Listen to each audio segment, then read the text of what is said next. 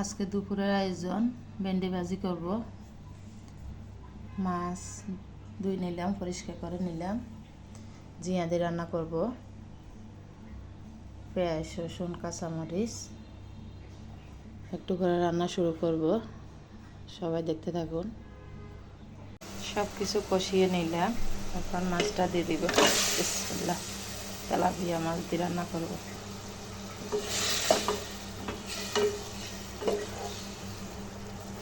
ভালোভাবে মাছটা কষিয়ে নেব, তারপরে জিয়াটা দিয়ে দিব।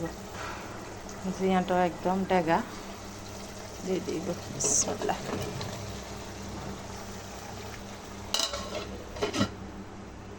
পরিমাণ মতো পানি দিয়ে দিলাম। এখন কাঁচামরিচ। আমার জিয়া রান্না হয়ে গেছে মাশাআল্লাহ। সাথে ভেন্ডি ভাজি করতেছি।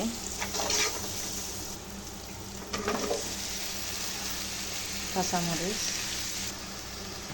ভেন্ডি ভাজি হয়ে গেছে, সাথে ভাত বসা দিলাম।